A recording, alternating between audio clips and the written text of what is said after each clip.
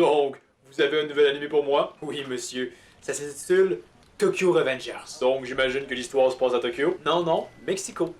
Pourquoi Tokyo dans le titre dans ce cas-là? Ben, je trouvais que ça sonnait plus cool que Mexico Revengers. Pourriez pas faire que ça se passe à Tokyo? En fait, non, mais vous avez... C'est une bonne idée, ça, monsieur. Parce que, comme ça, j'aurais pas besoin de trouver une excuse qui explique pourquoi tous mes personnages ont des noms japonais. Donc, qu'est-ce qui se passe dans Tokyo Revengers? On suit les aventures de Takemichi Aganaki, qui est un adolescent... En fait, non. C'est un jeune adulte dans mi-vingtaine, qui est un peu un perdant, et c'est pour ça qu'il se retrouve téléporté dans un autre monde. Non, monsieur, c'est pas un isekai. Bien que, bon, il découvre qu'il a la capacité de voyager de 12 ans dans le passé, dans son lui du passé, et dit aussi revenir 12 ans plus tard dans le présent. C'était ma deuxième option. Donc, à travers cette capacité découverte, ben, il se dit que c'est l'occasion de rendre le présent plus agréable pour Ina, son ex-petite amie qui est décédée en fait à cause des agissements d'un gang de rue. Donc, justement, il dit que dans le passé, il va pouvoir régler ça et faire en sorte qu'elle ne meure pas.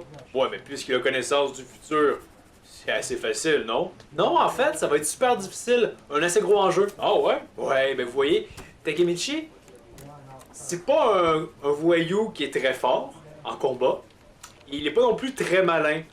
Donc, ça va être assez dur, oui. Et c'est étrange, je veux dire, habituellement, les protagonistes sont soit très forts mais bêtes, ou intelligents faibles. Mais là, il a à peu près aucune qualité, là.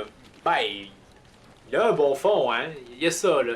Mais t'as dit que ça ferait justement quelque chose de différent comme type de personnage. Je tiens à vous le rappeler, hein, que différent n'est pas synonyme de qualité.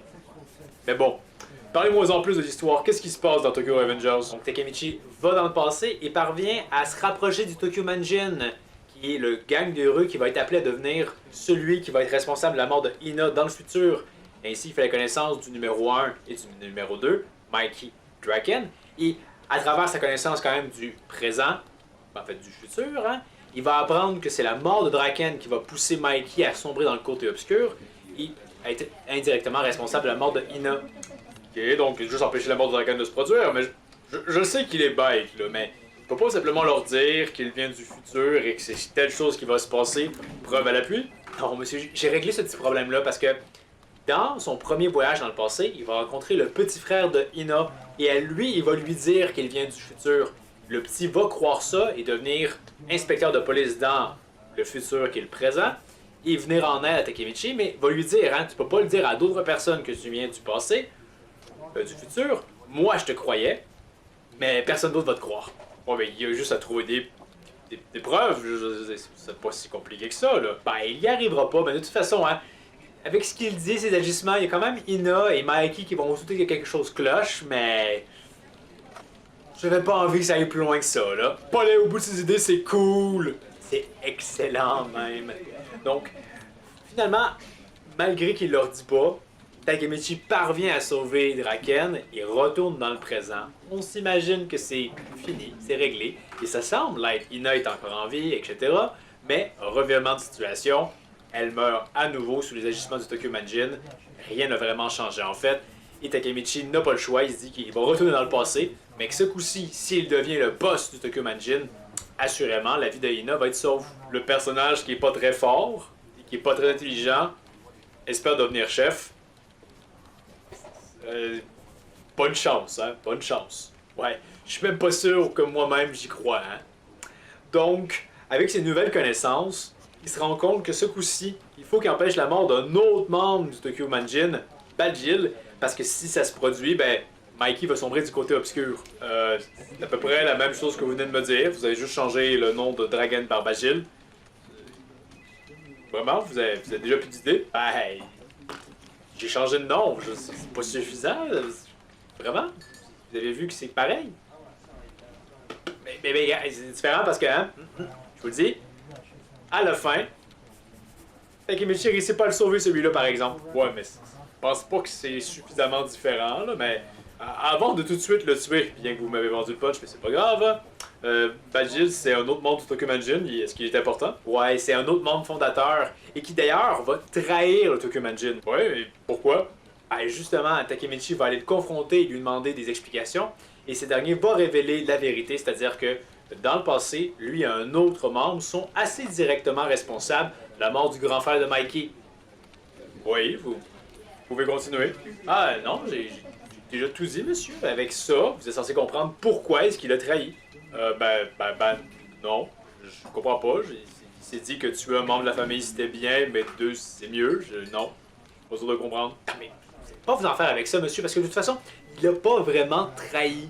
En fait, c'est parce que sa stratégie, c'était que Teta Kisaki, je vous en parle maintenant, c'est un peu l'antagoniste de la série. C'est lui qui, en fond, veut se rapprocher de Mikey, devenir second, puis pervertir le Tokyo Manjin, a rejoint de façon un peu forcée le Tokyo Manjin. Ça ne plaît pas à Bajil qui se dit qu'il va aller rejoindre un autre gang de rue pour pouvoir tuer Kisaki de façon plus directe. Je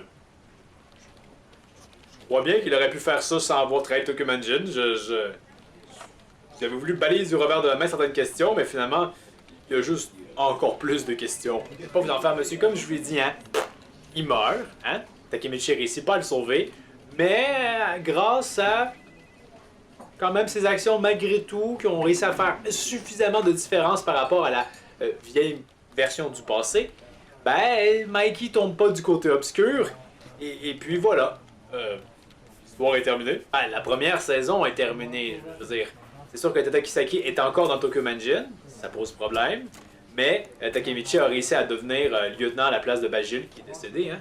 Donc il s'est un peu rapproché de son objectif. Mais Takemichi, justement, il sait que c'est Kisaki qui est responsable. Je veux dire, il essaie pas quelque chose contre lui. Ah, ils vont faire une enquête et avoir quand même des éléments assez discriminants contre ce dernier. Oui. Et il va pas le dire à Mikey, non? Non, vous voyez, les personnages, ils aiment pas tellement ça dialoguer. Je veux dire, Bajil avait des bonnes raisons de douter de Kisaki, mais au lieu d'en parler avec Mikey, c'est juste dit qu'il allait faire son espèce de plan élaboré trop compliqué qui ne fonctionne pas à la place. Non, donc non, on n'est pas dans un univers où les personnages aiment tellement parler et avoir des bons arguments. Non, c'est pas comme ça que ça marche. Ouais, en fait, pourquoi je suis encore surpris? Donc, monsieur, qu'est-ce que vous pensez de Tokyo Revengers? Ah, et pour être franc avec vous, vous aviez une série qui avait un beau potentiel. Puis c'est ça. Mais je me dis que si on insère quelques moments de bravoure de la part de Takemichi, ça devrait quand même réussir à bien se vendre.